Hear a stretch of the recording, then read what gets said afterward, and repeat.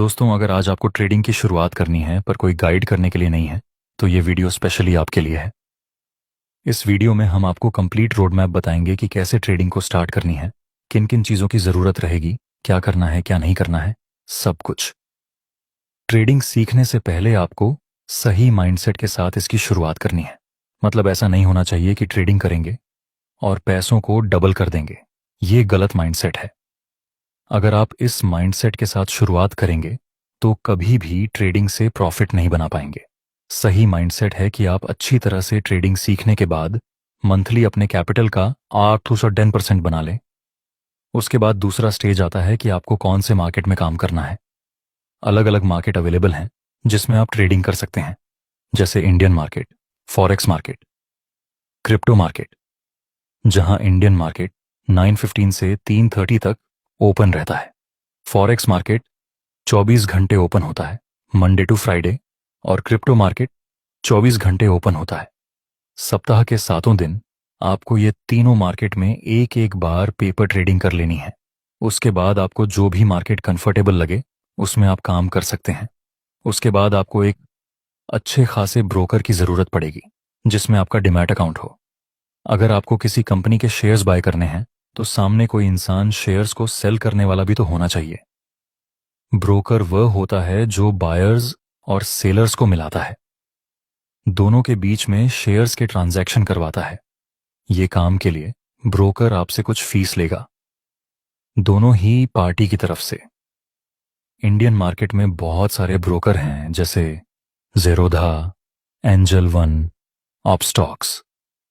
लेकिन दोस्तों, आपको अपना ब्रोकर ढूंढने से पहले चेक कर लेना है, क्योंकि आजकल बहुत सारे ब्रोकर फ्रॉड करते हैं। कई ब्रोकर ने अपने क्लाइंट के साथ फ्रॉड किया हुआ है।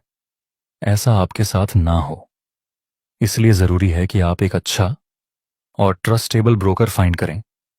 लेकिन आप शुरुआती स्टेज में हैं, इसीलिए ज़रूरी है कि आप एक ऐसा ब्रोकर फाइंड करें जिसमें ब्रोकरेज चार्ज मिनिमम हो।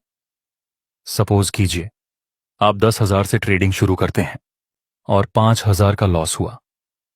अगर इसी में हम ब्रोकरेज चार्ज भी ऐड करके 1,000 ब्रोकरेज चार्ज मिलाए तो आपका टोटल लॉस 60% होगा, जिसको रिकवर करने में आपको ज्यादा टाइम लगेगा। इसलिए trusted and come brokerage charge वाला ब्रोकर आपको फाइंड करना चाहिए। तीसरा स्टेज, आपने अच्छे माइंडसेट के साथ शुरुआत की है, मार्केट सिलेक्ट कर लिया, क्रिप्टो, फॉरेक्स या फिर इंडियन मार्केट। आपने अच्छा ब्रोकर भी फाइनल कर लिया। उसके बाद आपको जरूरत पड़ेगी एक वेल सेट स्ट्रेटजी की। आपको ट्रेडिंग के बेसिक नॉलेज से एडवांस नॉलेज तक सब कुछ अच्छी तरह से सीख लेना है। बेसिक नॉलेज में support and resistance, trend line, trend, supply and demand zone, multi time frame analysis और इंडिकेटर सीख सकते हैं। यह पहले स्ट्रैटेजी को सीख लें, फिर उसकी प्रैक्टिस करें, उसके बाद पेपर ट्रेडिंग में और उसके बाद रियल मनी से स्टार्ट करें। पेपर ट्रेडिंग वह चीज होती है जिसमें फेक मनी से आप ट्रेडिंग कर सकते हैं। सब कुछ सही होता है, लेकिन मनी वर्चुअल होती है। इसको कुछ लोग डेमो अकाउंट भी बोलते हैं। हर किसी बिगनर को यह चीज करनी ही चाहिए, क्योंकि इसमें आपको डेमो में ही सब कुछ सीखने को मिल जाएगा। जब आप डेमो में या पेपर ट्रेडिंग में प्रैक्टिस करने के बाद रियल मनी से ट्रेडिंग करेंगे तो आपको बेहतर रिजल्ट मिलेगा। चौथा स्टेज, आपने सब कुछ सीख लिया। उसके बाद कौन सी ट्रेडिंग करनी है, scalping, intraday, option trading, swing trading, ये सब अलग अलग टाइप की ट्रेडिंग होती है। स्काल्पिंग यानी आप बहुत ही कम टाइम के लिए ट्रेडिंग करते हैं। उसमें टाइम फ्रेम भी स्मॉल ही रहती है, जैसे 1 मिनट, 5 मिनट, 15 मिनट। दोस्तों, स्काल्पिंग ट्रेडिंग में आपको बहुत सारे ट्रेड मिल सकते हैं। इसमें आपको ज्यादा देर तक होल्ड भी नहीं करना पड़ेगा, पर इसमें रिस्क ज्यादा रहता है और एक्सट्रीम लेवल की डिसिप्लिन की जरूरत पड़ेगी। जाहिर सी बात है, शुरुआत में आपके पास नॉलेज कम होगा, एक्सपीरियंस कम होगा, डिसिप्लिन भी अभी उतनी नहीं होगी। इसलिए शुरुआती स्टेज में तो आप इसको यूज मत करना। थोड़ा एक्सपीरियंस हो जाए, माइंडसेट कंट्रोल में आ जाए, तब जाकर आप चाहे तो स्काल्पिंग को ट्राई कर सकते हैं। शुरुआती स्टेज में तो आप स्काल्पिंग ट्रेडिंग को अवॉइड ही कर देना। इंट्राडे ट्रेडिंग में आप एक दिन तक पोजीशन को होल्ड कर सकते हैं, एक दिन से ज्यादा नहीं, और इंट्राडे में आपको लेवरेज भी मिलेगा। लेकिन ये ट्रेडिंग भी एज अ बिगनर आपको सूट नहीं करेगी। आपको करनी चाहिए स्विंग ट्रेडिंग। स्विंग ट्रेडिंग आपके लिए बेस्ट चीज है। सच कहूं तो स्कैल्पिंग और इंट्राडे से भी अच्छा रिटर्न स्विंग ट्रेडिंग में मिलता है, लेकिन इसमें टाइम लगता है। स्विंग ट्रेडिंग में आप 1 आवर्स, 4 आवर्स और 30 मिनट जैसे टाइम फ्रेम को यूज कर सकते हैं। इसमें आप अपनी पोजीशन को थोड़े लंबे समय तक होल्ड भी कर सकते हैं। स्विंग ट्रेडिंग में आपको डिसीजन लेने में भी अच्छा खासा टाइम मिल जाएगा, जहां स्कैल्प ट्रेडिंग में आपको बहुत जल्दी डिसीजन लेना पड़ेगा। इसलिए आप शुरुआत में आराम से ट्रेडिंग करें, धीरे धीरे। दोस्तों, एक और ट्रेडिंग टाइप्स आता है जो आपको बहुत ही ज्यादा अट्रैक्टिव लगेगा, वह है ऑप्शन ट्रेडिंग। लेकिन मैं आपको स्ट्रांगली मना कर रहा हूं कि आप अपनी शुरुआती दिनों में इसमें काम मत करना। ऑप्शन ट्रेडिंग में सिर्फ लोगों को लगता है कि वह जल्दी अमीर बन जाएगी, लेकिन यह सच्चाई नहीं है। इसीलिए स्टार्टिंग में इसका यूज मत करना। नेक्स्ट स्टेज है दोस्तों, जब आप सब कुछ सीखने के बाद धीरे धीरे ट्रेडिंग स्टार्ट करें, तब आपको एक चीज करनी है, वह है अपने लिए एक जर्नल बनाना।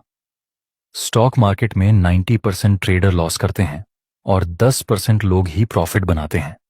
मुझे नहीं लगता कि ये 90% लॉस मेकिंग ट्रेडर में से किसी ने भी अच्छी तरह से अपनी जर्नल बनाई हो। अगर अच्छी तरह से जर्नल बनाई होती तो शायद लॉस नहीं होता। चलिए ये समझते हैं एक अच्छी जर्नल कैसे बनाते हैं। जर्नल मतलब आपको बड़ी बड़ी बुक लेने की जरूरत नहीं है। 10-20 रुपए की एक बुक ले लीजिए। उसमें आप वह सब नॉलेज लिखिए जो आप ट्रेड लेते समय करते हैं। मान लीजिए कि आपने एक ट्रेड लिया, बाय आपको इस ट्रेड में प्रॉफिट हुआ, में आपको प्रॉफिट हुआ और आपने अपनी पोजीशन को क्लोज किया। अब आप अपनी जर्नल में लिखो कि कौन सी स्ट्रेटजी को यूज करने से आपको ये ट्रेड में प्रॉफिट हुआ। आपने उस ट्रेड में कौन सी कंफर्मेशन को चेक किया था, आपका रिस्क रिवॉर्ड रेशियो कितना था और कौन सी टाइम फ्रेम में आपने उस ट्रेड को लिया। आप इस ट्रेड में ट्रेंड के साथ थे या नहीं, अगेंस्ट अपने रिवर्सल ट्रेड किया था। मतलब एक ट्रेड को लेते समय आपने जो कुछ भी किया वह सब अपनी जर्नल में लिख लो, और किसी ट्रेड में लॉस हो तो उसके बारे में तो फुल डिटेल में आप अपने जर्नल में लिखो कि कितने का लॉस हुआ, लॉस क्यों हुआ, क्या मेरी कोई गलती थी, क्या मैंने लालच में आकर ट्रेड कर लिया था, क्या इस ट्रेड में मैंने ज्यादा रिस्क ले लिया था। इस तरह से आपको अपनी मिस्टेक लिख लेनी है अपनी जर्नल में कि क्या रीजन है कि मेरा लॉस हुआ। इस तरह से आपको जिस ट्रेड में लॉस हुआ और क्यों लॉस हुआ, ऐसी गलतियां फाइंड कर लेंगे और अपनी मिस्टेक्स को रिपीट नहीं करेंगे।